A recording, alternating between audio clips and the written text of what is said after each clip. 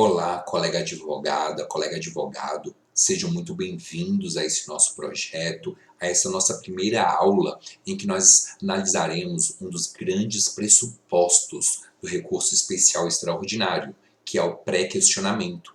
Nós estudaremos qual o seu fundamento, como ele se manifesta no caso concreto, quais são as diferenças interpretativas do STJ e do STF quando eles aplicam esse pressuposto, e vamos analisar caso concreto em que o STJ aceitou que o aperfeiçoamento do pré-questionamento ocorresse já em instância extraordinária, já no âmbito do próprio STJ.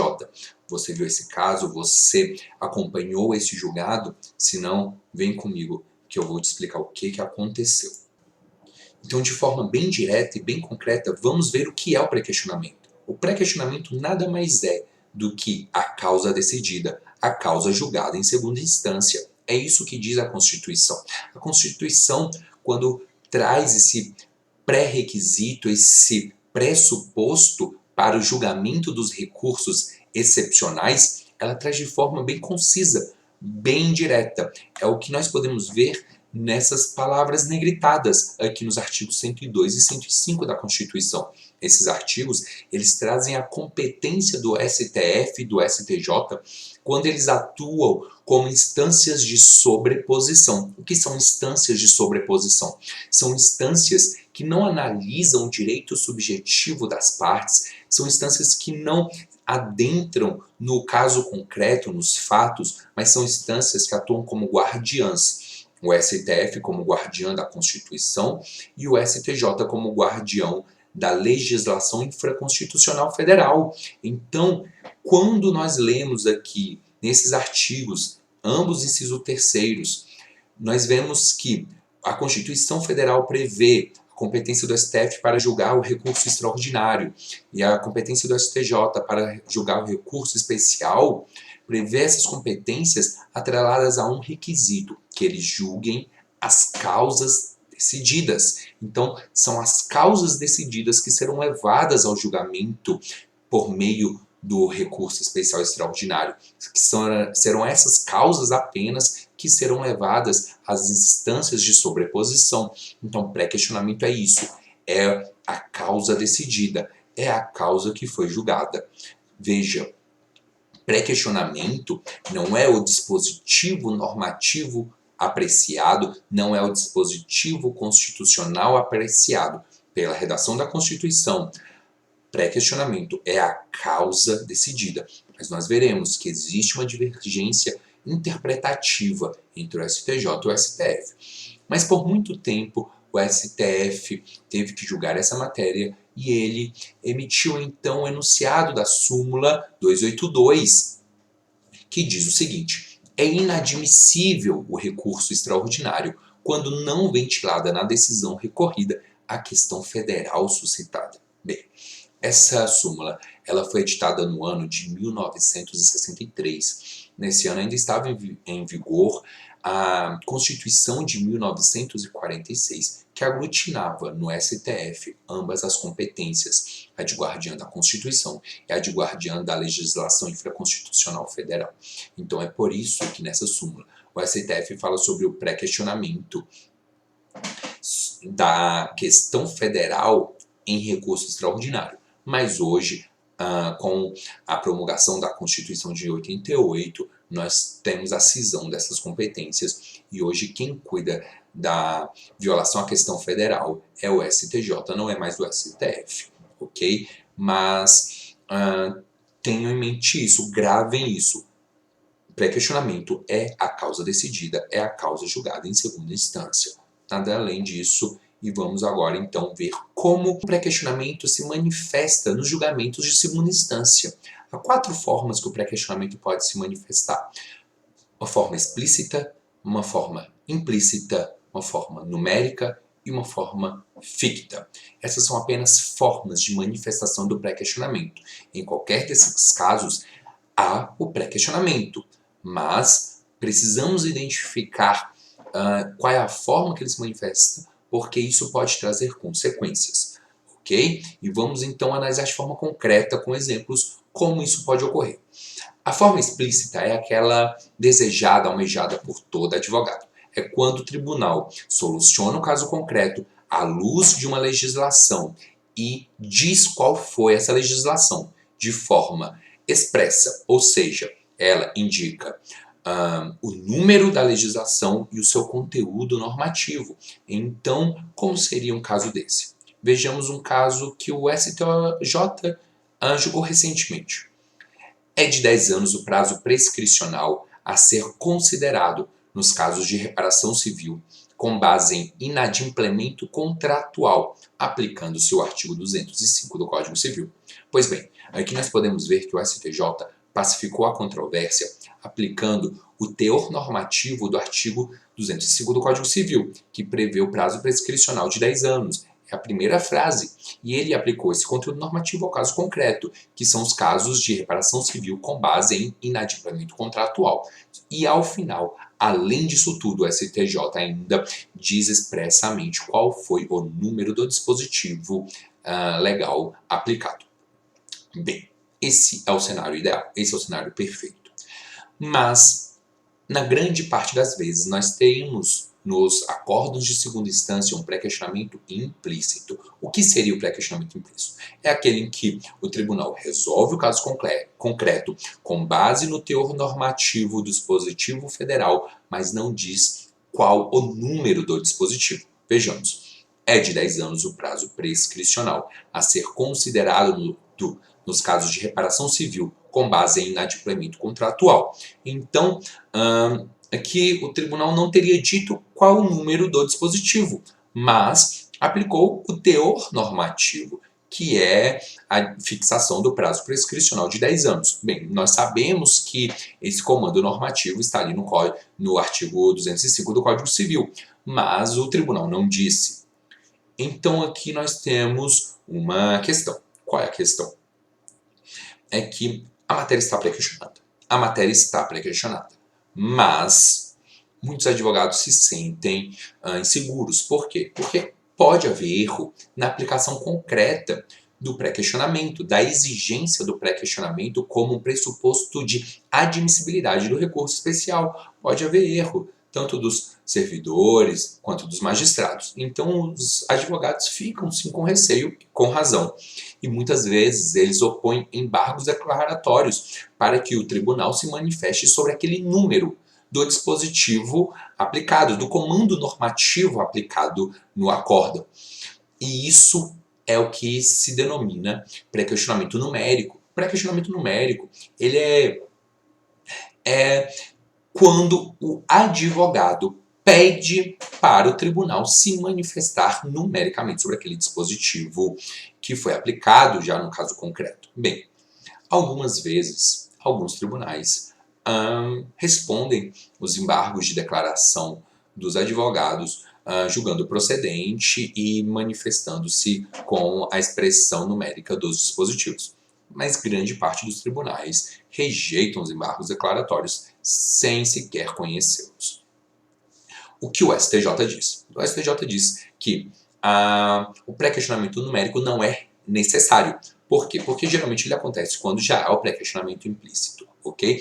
Você não pode, é claro, como advogado, inovar pedindo para que o tribunal se manifeste sobre dispositivos que não foram levados a julgamento quando do recurso ali no segundo grau. Por exemplo, apelação. Né? Não pode haver uma inovação no recurso dos embargos de declaração. Mas, tirando essa situação, o STJ diz que, havendo um pré-questionamento implícito, a expressão numérica é desnecessária.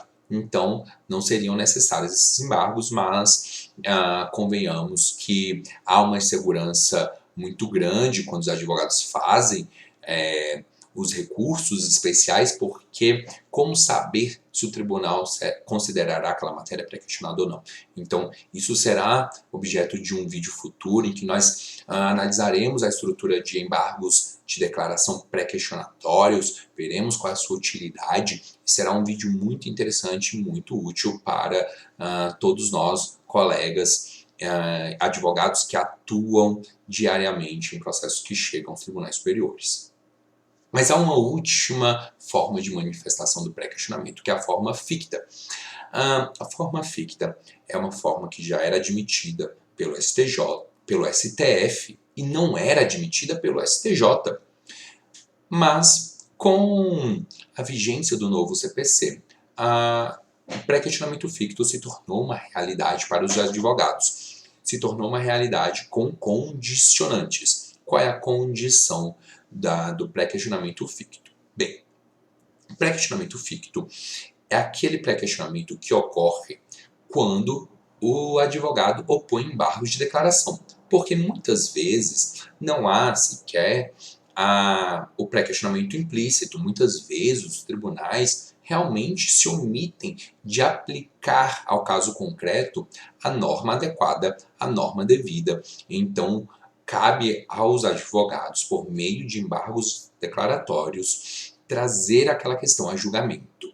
Então, quando os advogados veiculam esse objeto nos embargos declaratórios, o que o artigo 1025 do Código de Processo Civil diz é o seguinte: essa matéria veiculada nos embargos declaratórios será considerada pré-questionada se o Tribunal Superior considerar que realmente houve omissão do Tribunal de Segundo Grau. Ou seja, realmente precisa ter havido uma omissão do Tribunal ACO para que justifique a oposição de embargos de declaração, e havendo a omissão e havendo a oposição dos embargos, essa matéria vai ser considerada pré-questionada, ainda que não haja julgamento, ainda que não haja acolhimento desses embargos, ok? Mas para isso, no recurso especial, o advogado precisa alegar violação ao artigo 1022 do CPC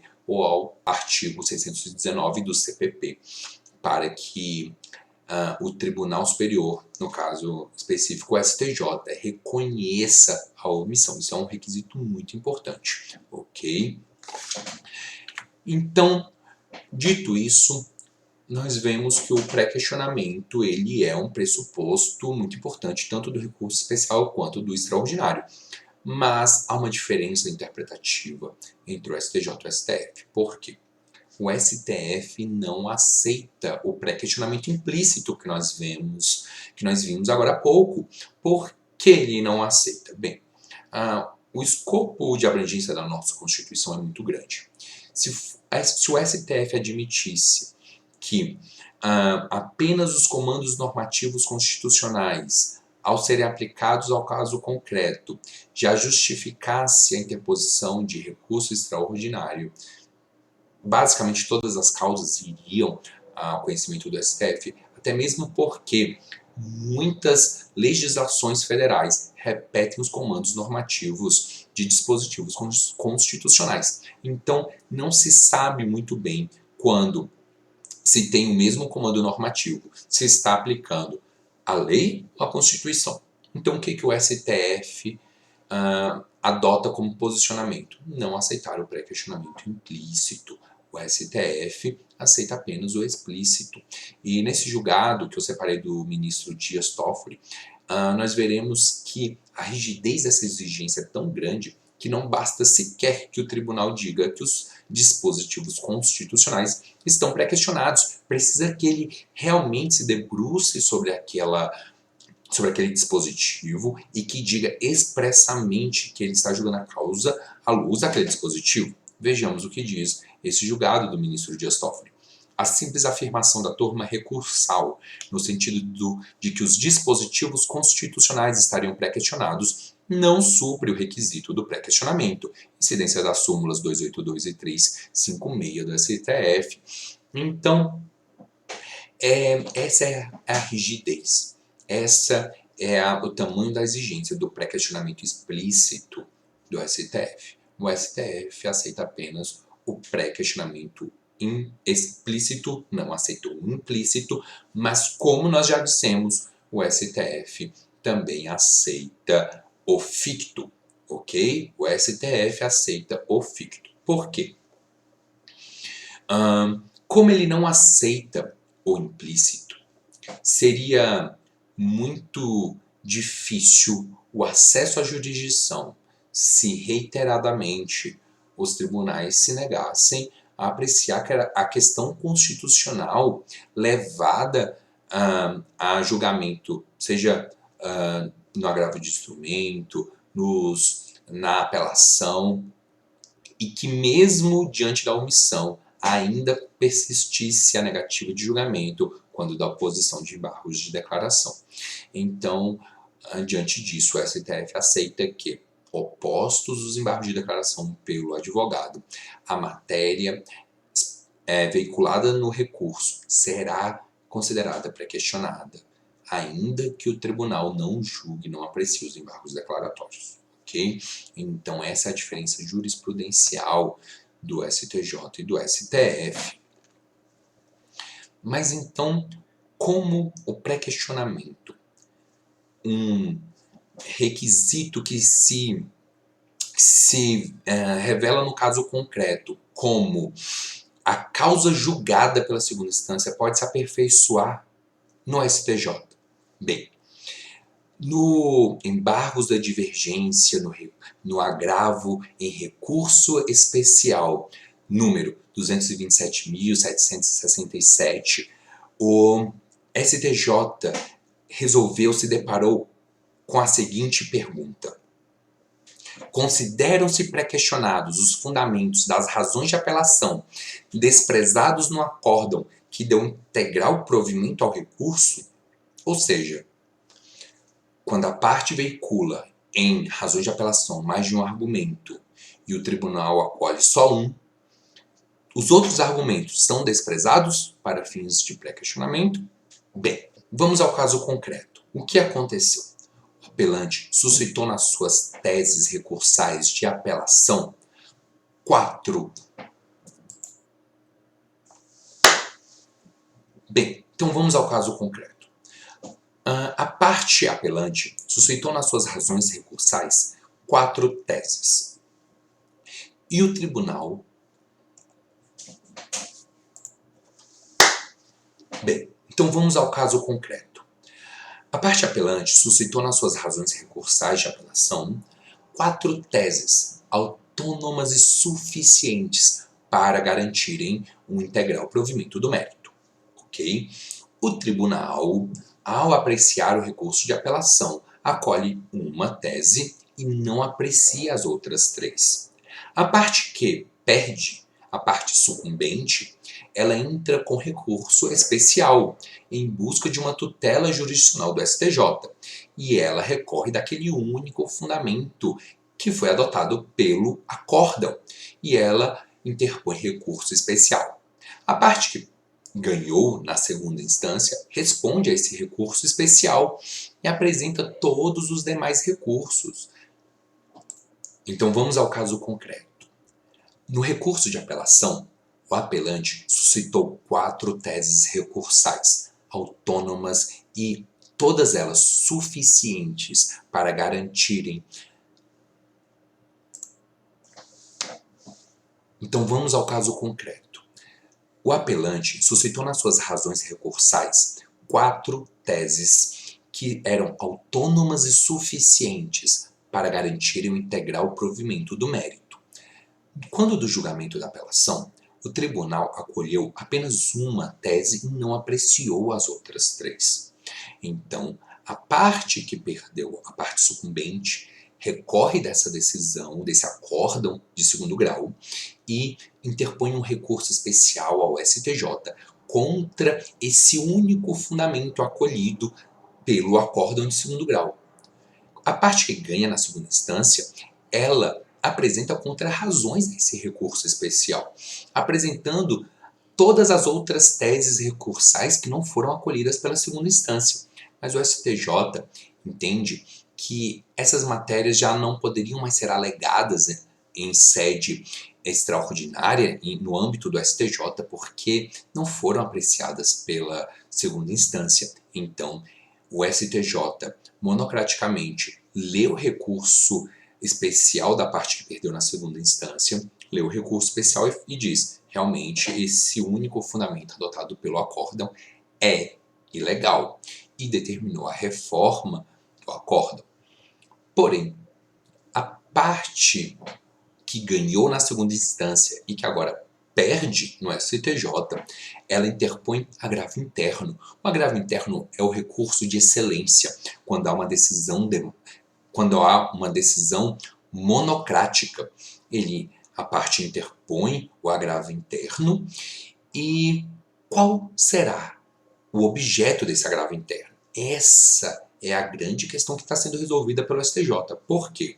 No agravo interno, não se pode ampliar o escopo argumentativo do que foi trazido no recurso especial. Não pode. Mas essa é uma exceção. Essa é uma exceção porque a parte ela tinha vários argumentos que foram levados a conhecimento, ao julgamento do Tribunal de Segunda Instância, e eles não foram analisados. Só que, mesmo assim, a parte ganhou. Então, quando a parte ganha, ela não tem mais interesse recursal para recorrer.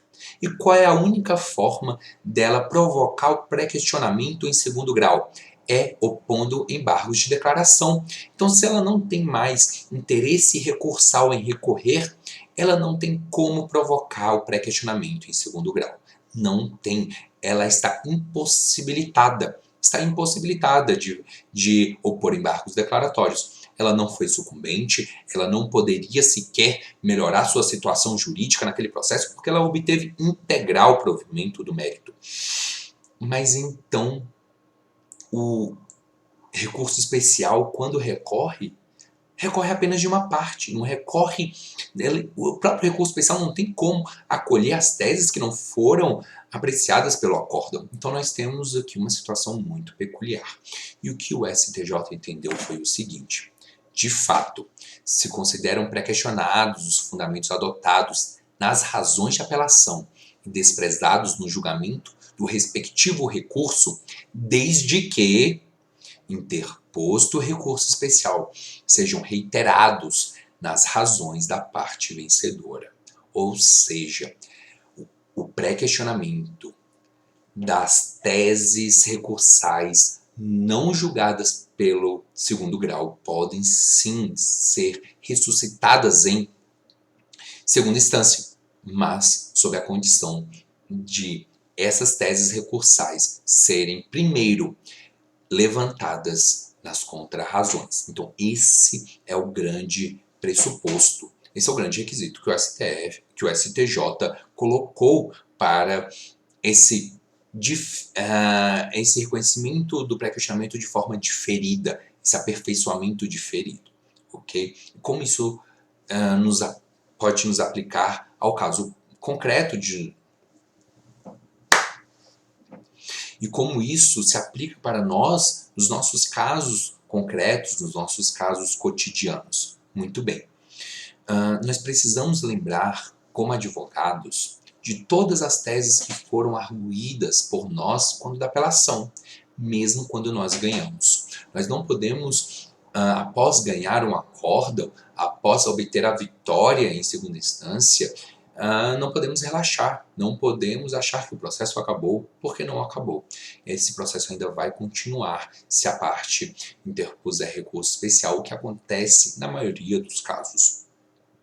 E chegando essa causa no STJ, nós precisamos estar muito bem preparados, seja para responder os recursos quando nós ganhamos, apresentando aquelas teses também que não foram apreciadas pela segunda instância, mas quando nós somos sucumbentes no segundo grau, nós precisamos ter todas as ferramentas, precisamos ter aquela fórmula que alguns advogados sabem para ter o seu RESP admitido. Eu confesso que essa fórmula ela não é tão simples, ela não está nos livros didáticos, mas ela é absolutamente possível de ser aprendida, porque é uma fórmula constituída de pressupostos que o próprio STJ entrega daquilo que ele aceita e daquilo que ele não aceita no recurso especial, ok? Você costuma anotar as teses recursais levantadas nos seus recursos, você costuma manter algum tipo de registro do objeto que está sendo veiculado nos recursos, daquilo que está sendo decidido ou não. Pois é, esse caso nos mostra que a diligência do advogado foi essencial para a vitória do cliente. Se você tem alguma dúvida, se você tem algum questionamento, comente abaixo nesse vídeo ou me mande uma mensagem no privado, que eu vou me esforçar para te responder da melhor forma possível. Muito obrigado, até mais.